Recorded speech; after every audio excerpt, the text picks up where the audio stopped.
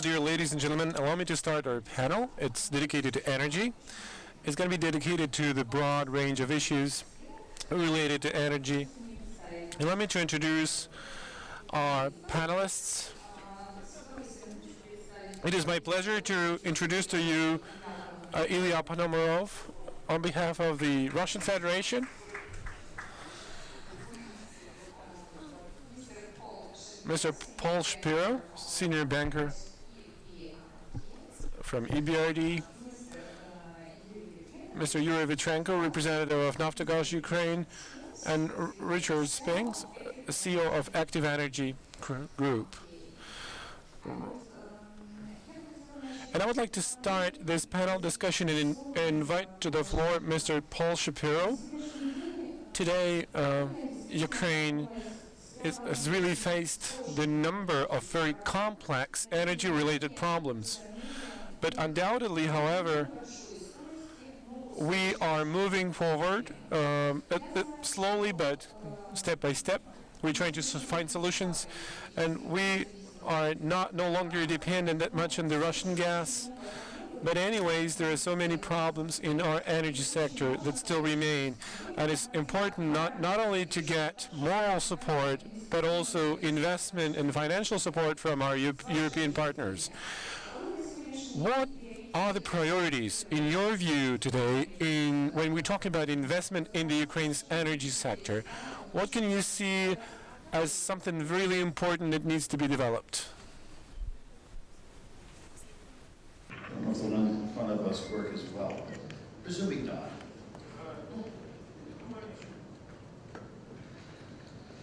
Where do you start? As we used to say, do you want the whole list or just the top 10? There's a few clear deliverables that need to be moved along. The independent regulator has been long awaited. Regulatory law has been passed, but it's been a standoff between the presidential administration and the prime minister, the government passed. Maybe that is unlocked, but will they be truly independent? Because with all these things, it's one thing to take the steps that have been suggested, but then you're going to actually see what it's really like to live with it.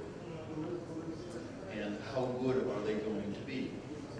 It's a sine qua non, they have to be independent, but they also have to be fully capable, to have any credibility in the market, to be able to keep order.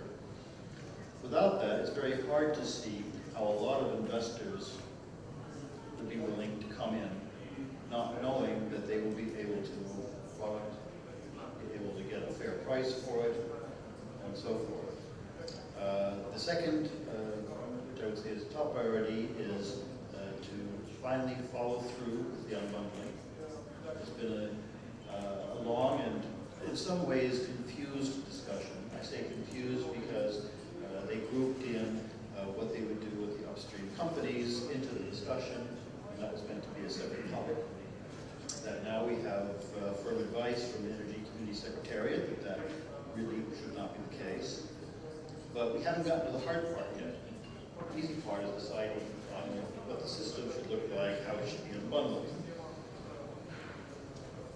That's not a hard decision. What's a really hard decision are the things that nobody has gotten to grips with.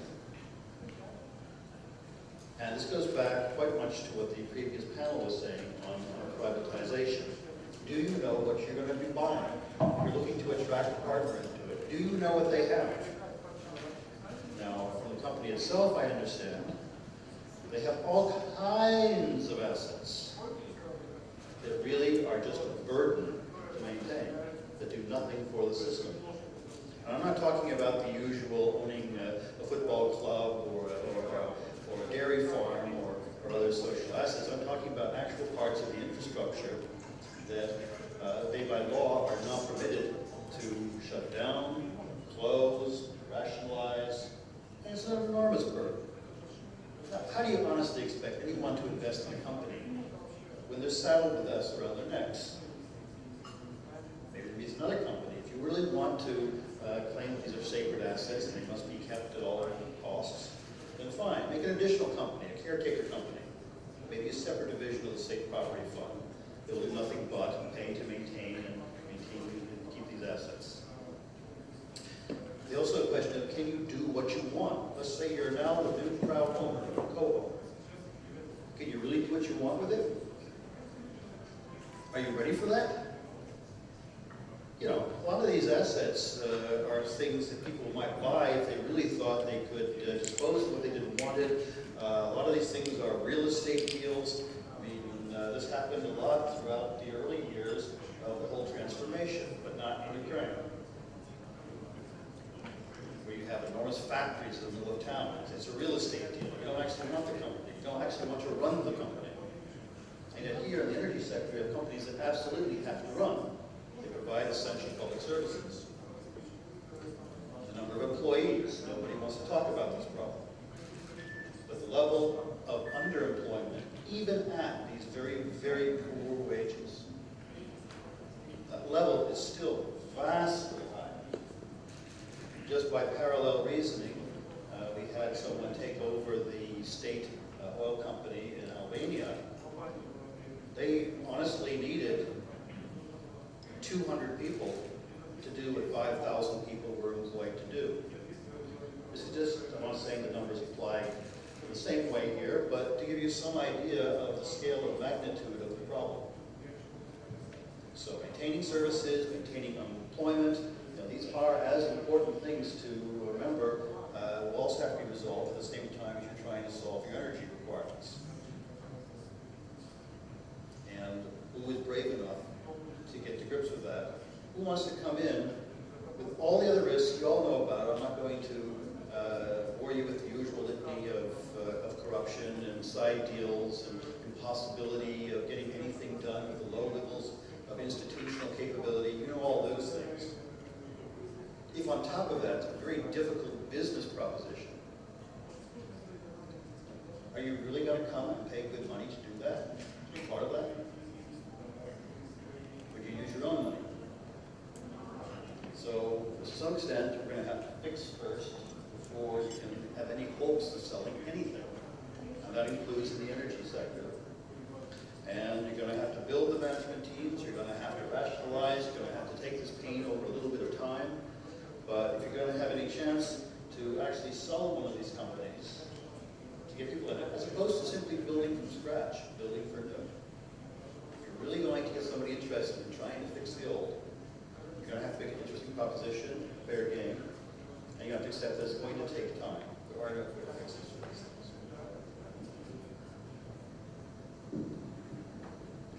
Thank you very much for your optimism and your support. I would like to invite to the word Mr. Spinks. Mr. Spinks, I know that you have a rich experience working in Central and Eastern Europe, including widespread states and Russia, of course. And it's worth noting that Mr. Spinks is a pioneer in the technology progress for energy industry. And I would like to ask you, what is your vision, the perspective of development alternative energy in Ukraine? Thank you.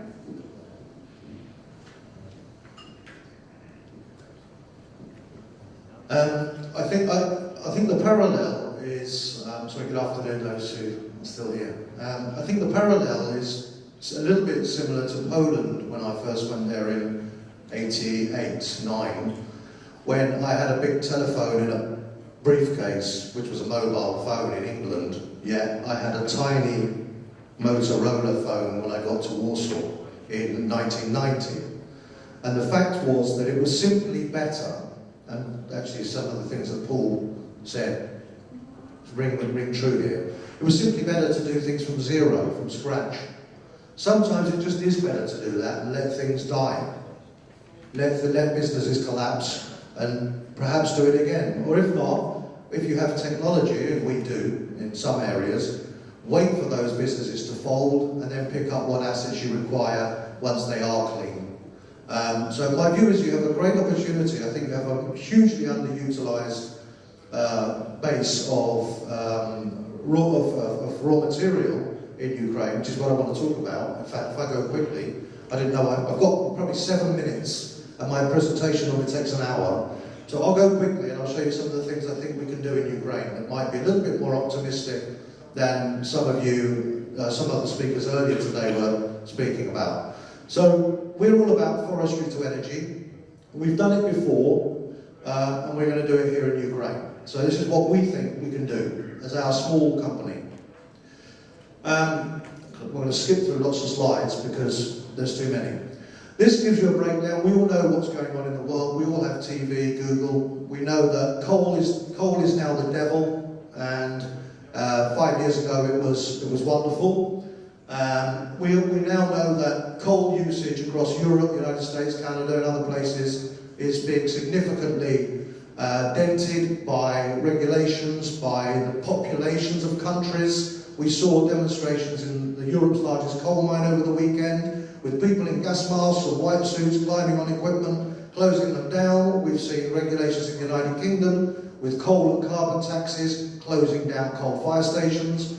We've seen in Alberta 6 months ago, the last place on earth and the only country to leave Kyoto, now saying there will be no coal being burnt in Alberta for power, which every coal-fired power company I met 9 months ago in Alberta laughed me out of their office when I said that this would happen. So we're seeing coal being demonised, and largest coal company in the world, Chapter 11, Peabody. Hargreaves in the United Kingdom, share price down, I don't want to pick a number, but I believe over 70% in the last 12 months. Coal is in trouble. In Ukraine, we used to have a lot of coal. Well, we still have a lot of coal, but we used to use a lot of coal from the east of Ukraine. Clearly, and I was speaking to one of the larger traders today, about an hour and a half ago, who now is not trading coal. His business is over after 25 years as being one of the largest coal traders, because simply the problems that are there mean that that's no longer an option.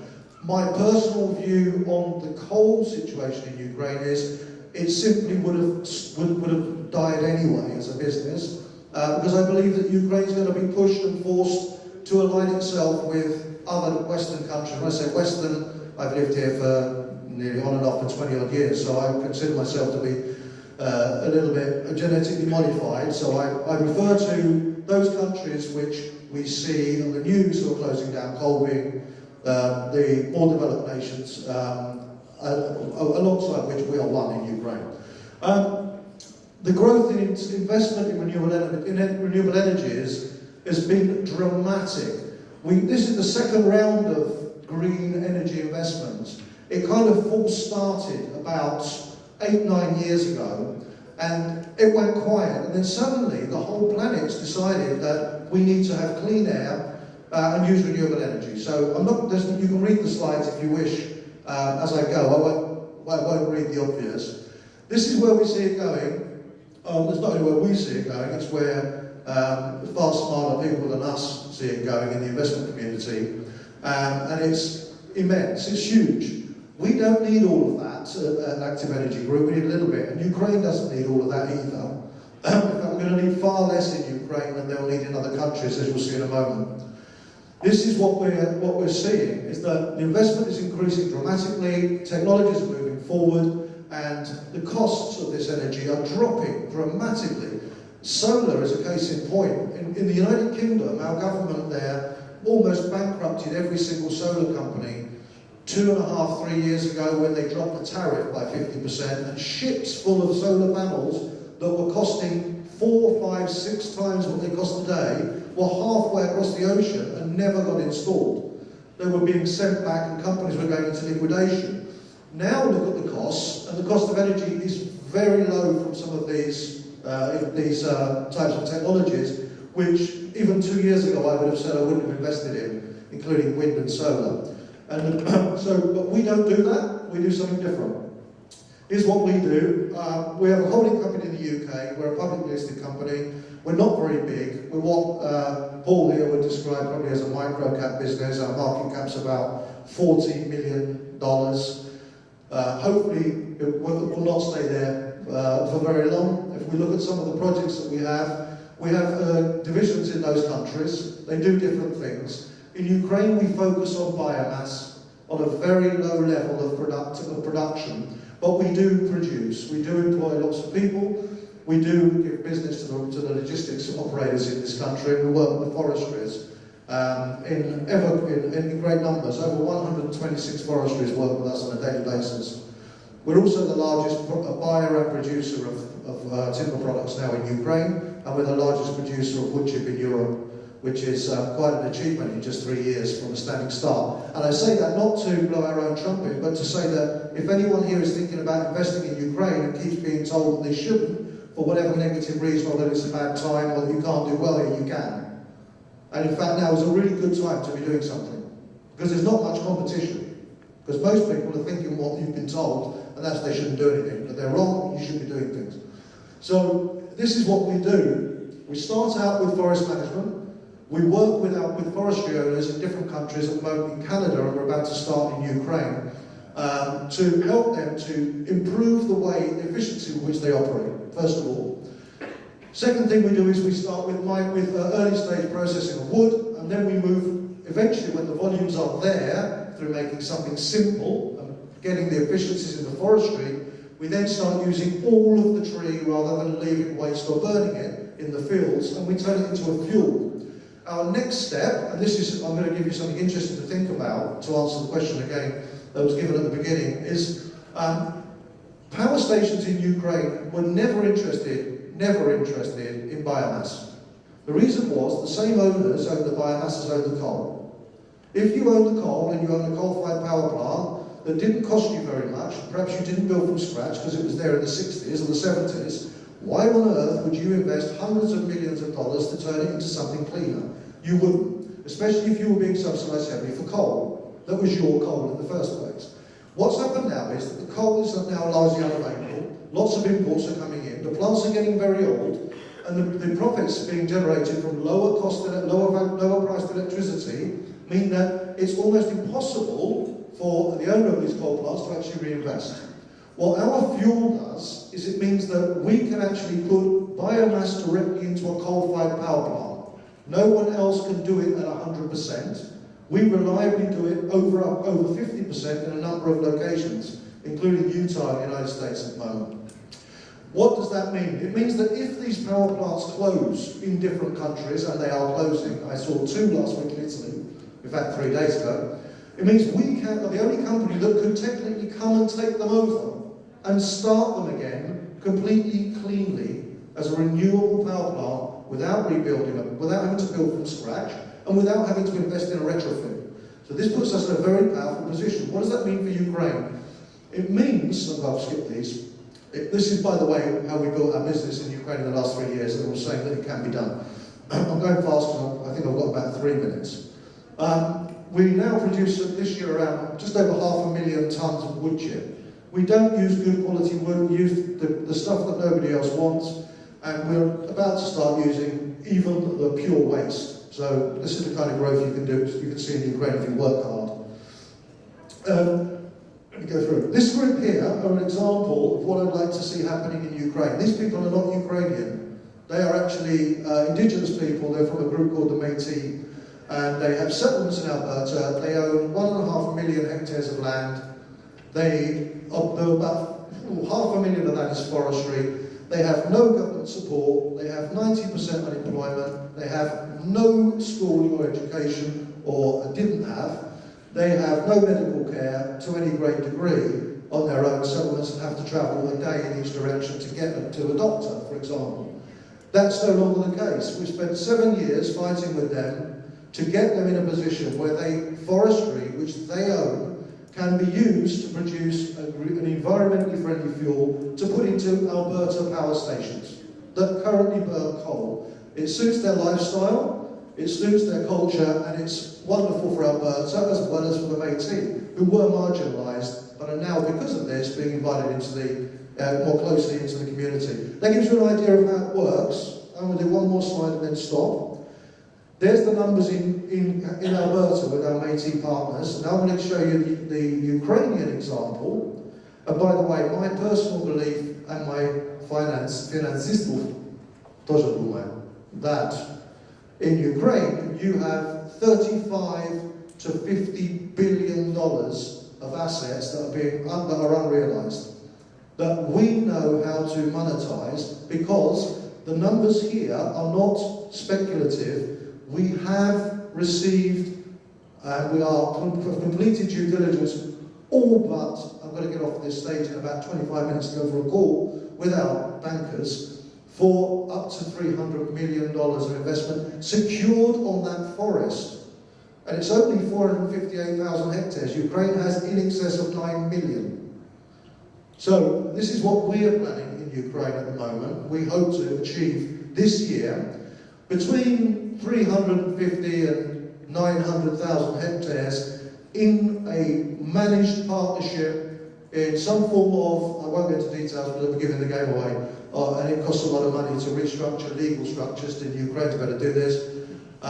Hectares of forestry, which we can work with those forestries, invest in those forestries, and generate a replacement for coal for Ukraine. And we expect probably nearer the $500 million level of investment to be secured against that brand new, not restructured business in Ukraine, and to employ probably upwards of 2,500 people by 2018. So this is what we do. We take wood, we turn it into this. There's the details of it. It's exactly the same as coal, but better in some areas. It's exactly the same energy. It burns better. It's competitive on price. It's low in sulfur. It does all the things that you want a fuel to do, but it can go in a coal plant. I think that's the end of where I'm at. But, yeah, there's all these. I'll flip through them.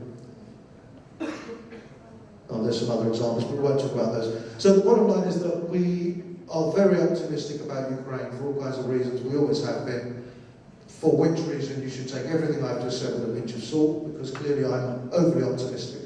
But we've done very well in Ukraine over the years, and we think that Ukraine is a great place to do business for those people who are willing to work hard and understand and to spend their time here, a lot of time. And I think renewables now is a great time to be doing business. Thank you very much for your illustrated presentation, but I would like one small question for you. According to the European directive, about 15% alternative energy should be in the energy European balance. But now Ukraine have in her balance only 2%. About your vision, this situation, does Ukrainian government do enough to radically change this situation? What should be done in this direction, first of all? I'm really the wrong person to ask that question, because there's a man who works with me sitting there and knows far more about the detail of that than I do. But what I would say is that compared to Alberta in Canada, where you would expect things to be far simpler, more transparent and easier to do, this project has so far taken us, since the last conference when we first said we would get into this project, 1 year. In Alberta, it's taken me 7 years.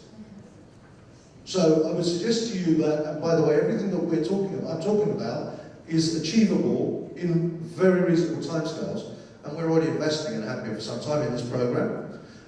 So I believe that, I'm going to have to say, I'm sure more could be done, but nothing has not been done that affects us in a negative way. Thank you. Thank you. I would like to give the floor to Mr. Vitrenko, and I would like to ask you the following kind of psychological question. There is such psychological definition. In case there is a problem, we have to talk about it. Or sometimes we talk and talk only.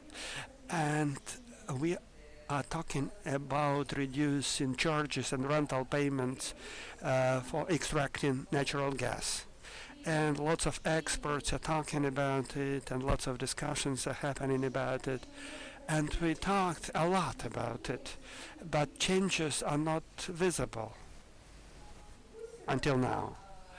And from another standpoint, a lot of investors are complaining that rules of the game are changing pretty quickly in the natural gas market, and it's hard to adjust to all these changes and tune in to these changes.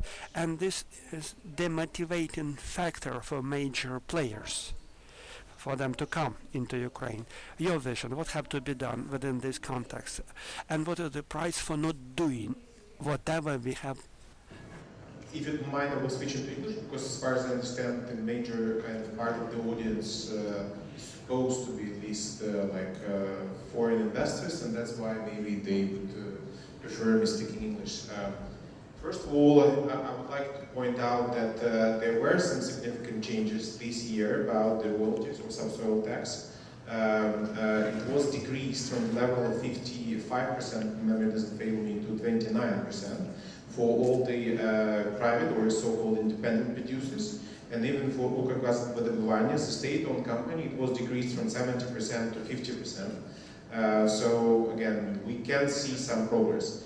Of course, one would mention that basically the rent or this royalty tax just decreased to the previous level, so it was increased and then decreased back, so it's not like it is really decreased. Given that we see the gas prices going down and oil prices going down, it's a good thing for the economy, but of course for investors in gas production and oil production, it means that they probably expect a further decrease in royalty tax. We as Naftogaz point out that we really need to develop local production because we want to achieve complete independence from any gas imports as of 2020. And in order to achieve it, first of all, we need to increase production, by 30%, and decrease consumption roughly by the same number. In order to decrease production by 30%, we should invest much more, and we should attract, again, investors into this sector. That means that the royalty tax should be further decreased, and we even suggested that there should be like a 0% royalty tax for all the new licenses. And the state can, again, get necessary proceeds or income for the state budget through the transparent and competitive sale of the licenses through auctions, rather than through, again, some subsoil tax or additional profit tax, whatever. And we think that in such a way, people will invest more in gas production. The government will have more in terms of value-added tax, standard profit tax, and again, they will have an additional revenue stream from selling licenses.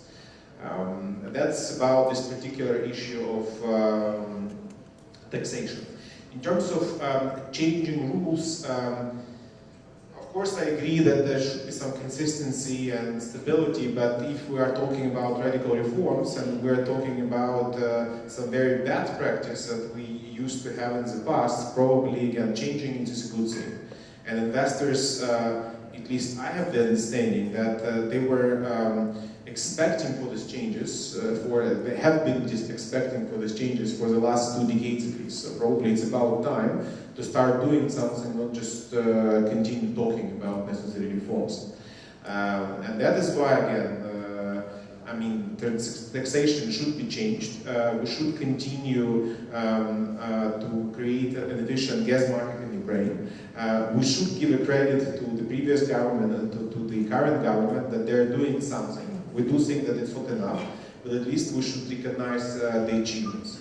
For example, since the last conference, we can now say that we have at least a single price for all the household needs. It means for municipal heating enterprises and for regional distribution companies.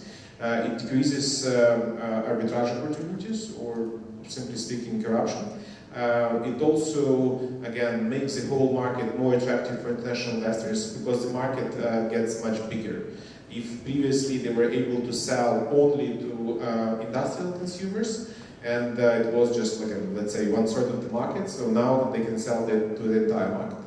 Also, for example, speaking of unbundling, at least there is a very clear plan as suggested by Energy Community Secretariat, and we understand that there is a consensus among all the international partners of Ukraine, including guys like Paul from BRD and again other important stakeholders. We as Naftogaz fully support this plan, and we're ready to start realizing this plan tomorrow. Of course, the government should approve it, but at least now we have this consensus. So we spent again 1 year on not very productive discussions, unfortunately, but finally again we have a consensus. Also, for example, I can mention that the gas market law adopted last year was at least partially implemented. So we have some secondary legislation supporting this market development in certain aspects. In certain aspects is counterproductive. So, for example, unfortunately, we failed to implement European network codes because they were not obligatory for Ukraine, and nobody was pushing for that. But it's very difficult to implement one thing or one part of the European kind of, how to say, market design, and to forget about the other part, which makes the first part not efficient. Also, I would mention in terms of, again, some positive developments over the last year, that finally we got rid of at least critical dependence on Russian gas supplies. Again, this winter we lived without Russian gas supplies, and we were perfectly fine. We were able to secure even a lower price than offered by Russians. It also, again, makes the whole market more sustainable, I would put it this way. So, just to sum it up, I think that, again, we have to change a lot. We have to be much faster and much more radical or fundamental about these changes. But at the same time, again, there is at least some progress that should encourage investors, if not to invest, but at least to be very careful about not losing opportunities, and again, thinking about the right time to enter this market, to reap the advantages of like a first mover, and just again a reasonable yet agile investor. Thank you. And an investor. Thank you very much for your response. I'm not going to ask questions, but I'm pretty sure that audience will ask you questions. So I would like to give the floor to Mr. Ponomarev. But I would like to start this discussion with a short remark.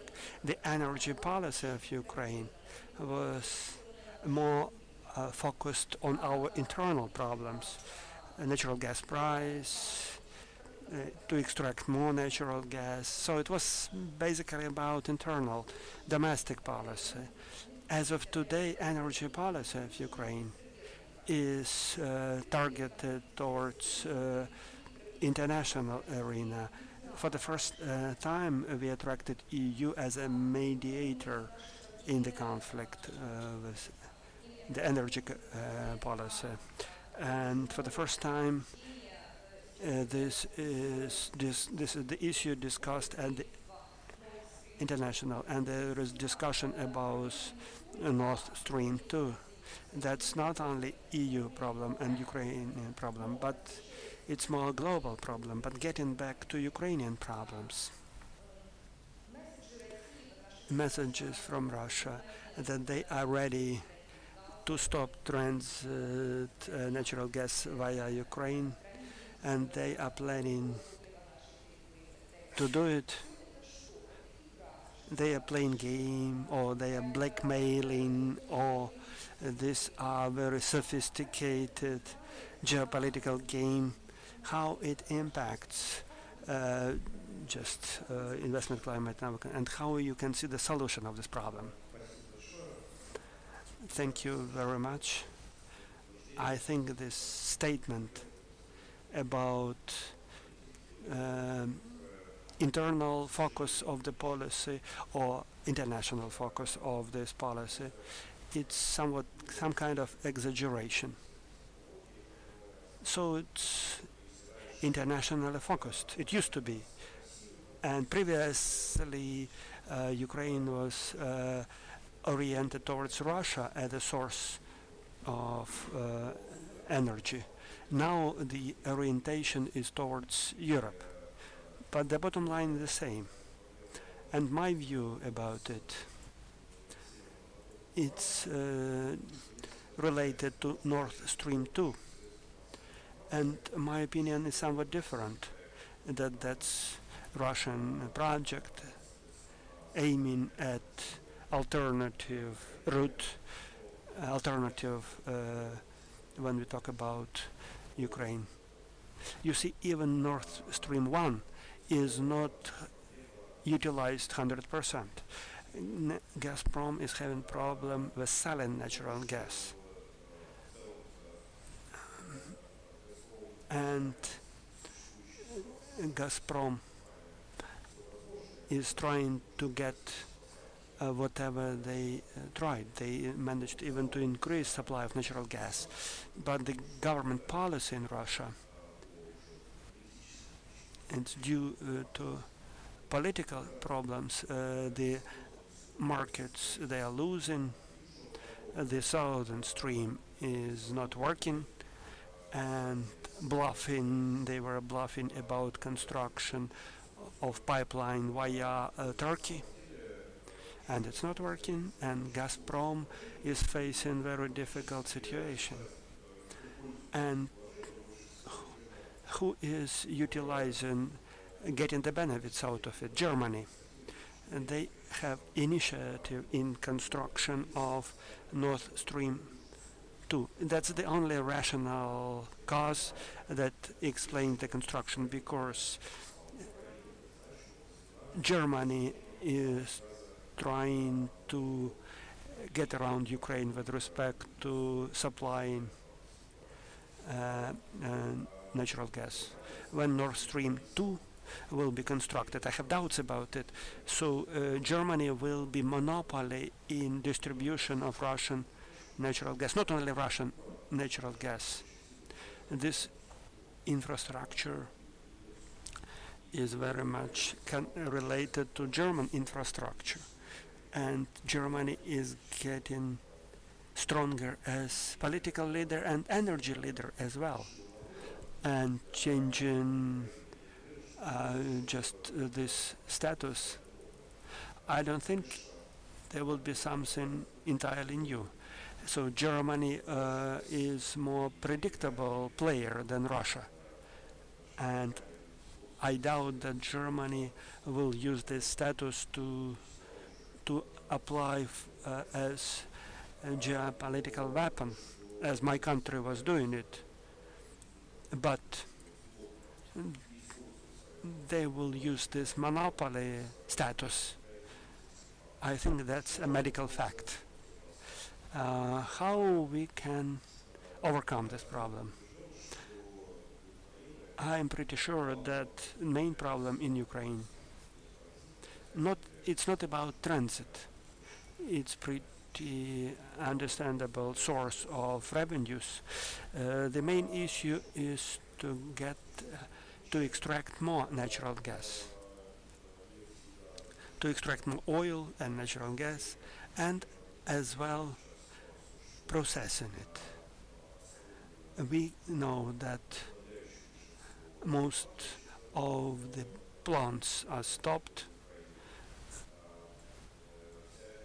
and all these problems with royalties actually scared investors who were ready to come to Ukraine after Maidan, and they were ready to invest into the assets in Ukraine. And privatization is not really developing in any way.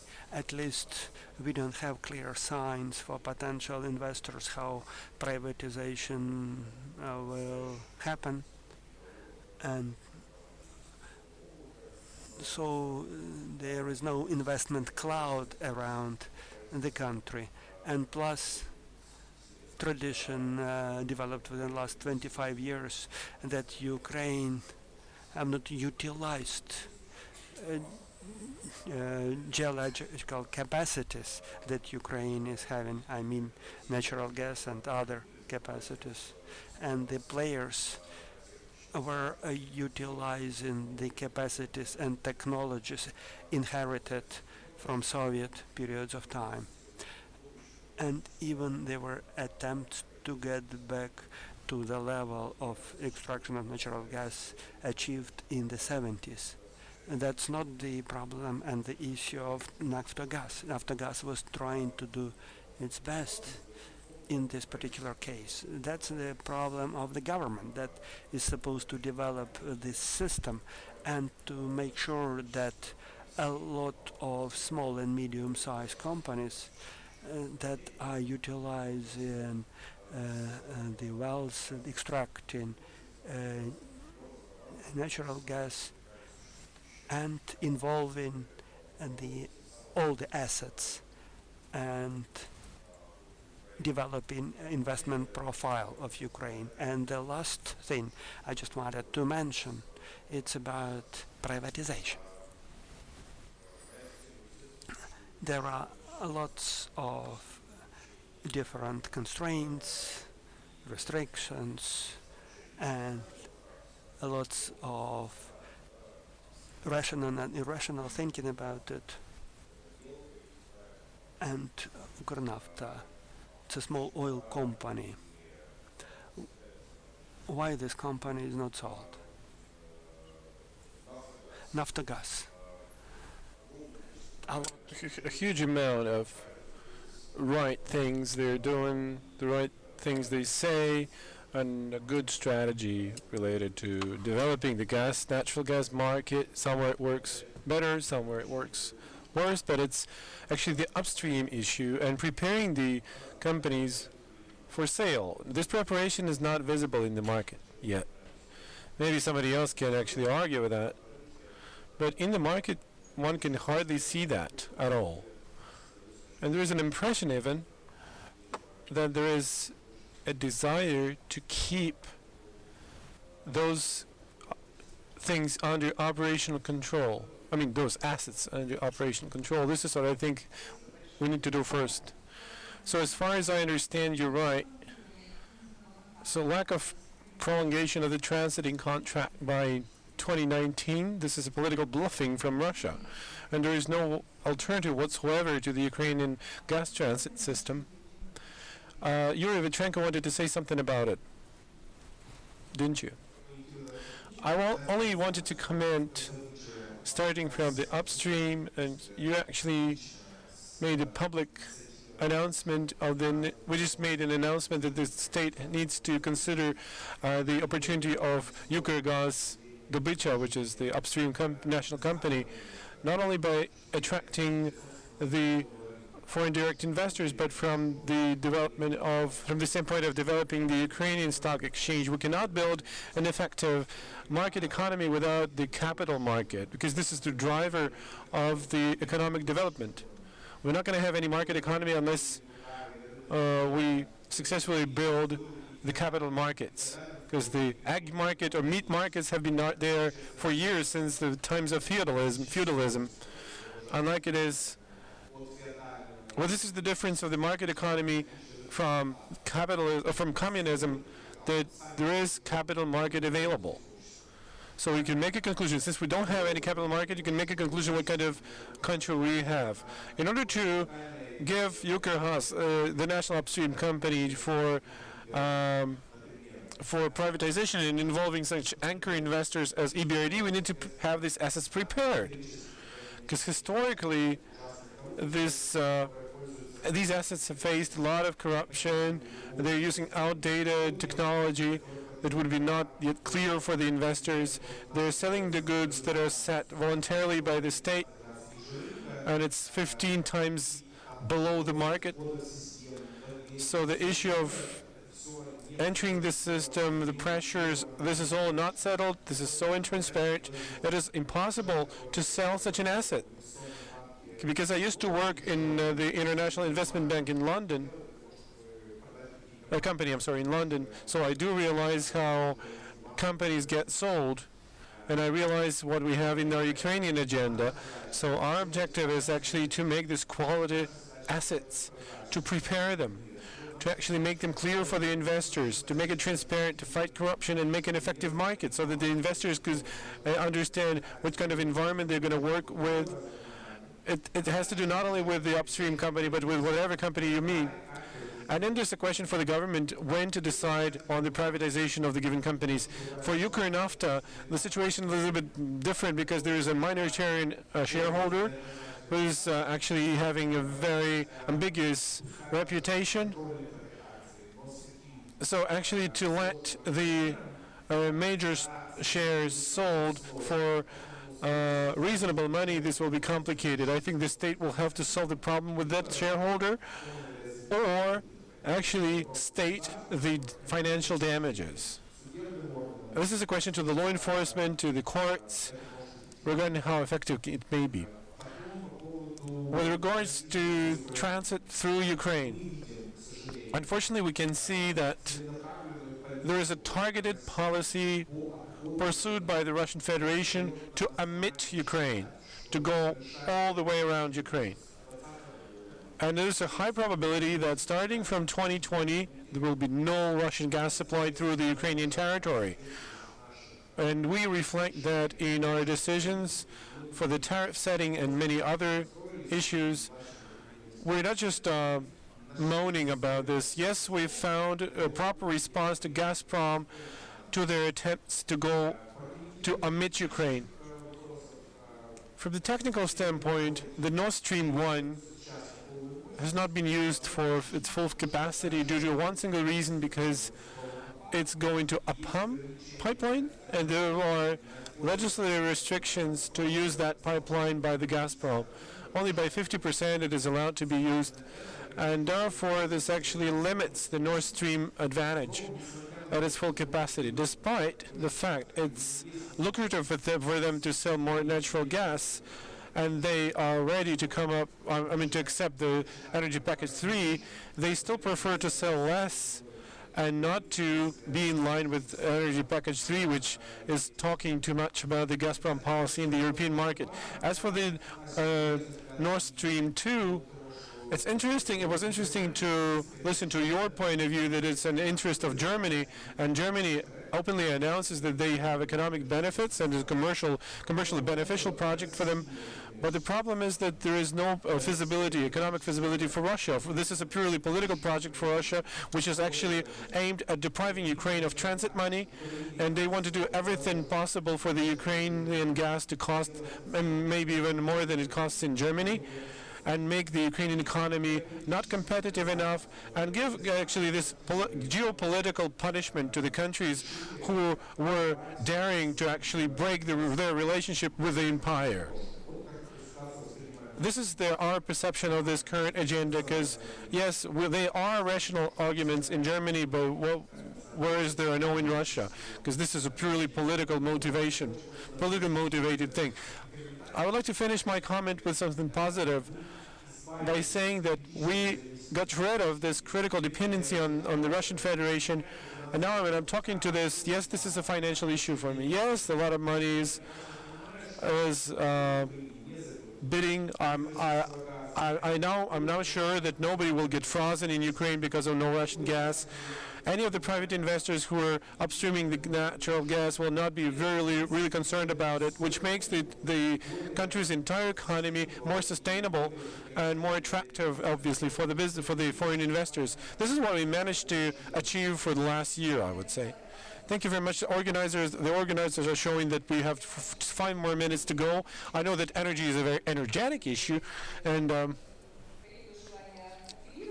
of course I would like to say a couple of words in response to your statement, and I would also encourage 2 questions from the audience, please.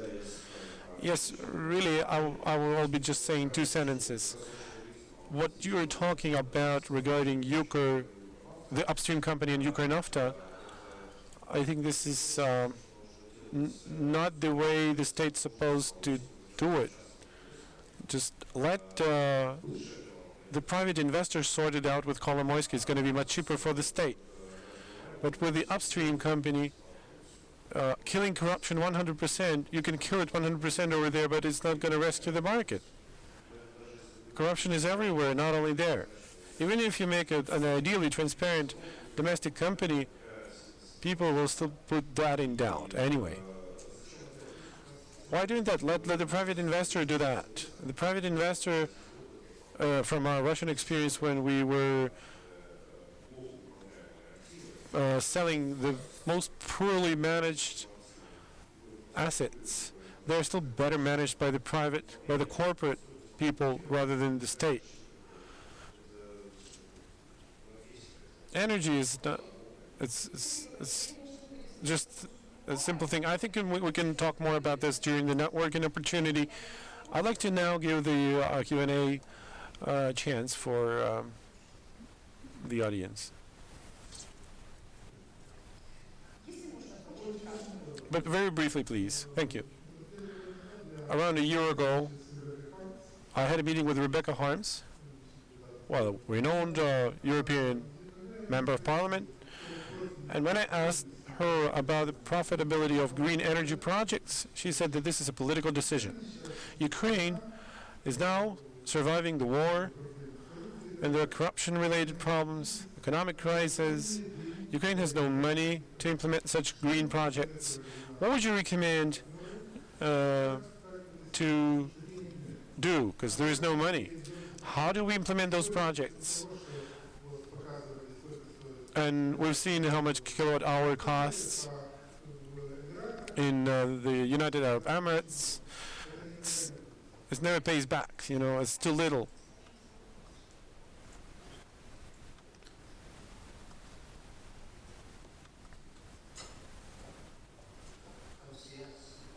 Приезжайте к нам. Let the Europeans pay for it. Sergio Nagorny, partner of the international project. My question for international experts. You know that there was a Prospect Poland's initiatives in Krakow for creation Eurasia community, deal with diversification of energy resources from Caspian region to Europe through the territory of Ukraine. In your opinion, is it possible to reverse or to cooperate this country in wider Black Sea region? And my second question for Mr. Ponomarev. After 2 years, are you still supporting your initiative to establish a dialogue between Russia and Ukraine? If so, then given the fact that the process has been distracted in Minsk, can this process move to Geneva, potentially?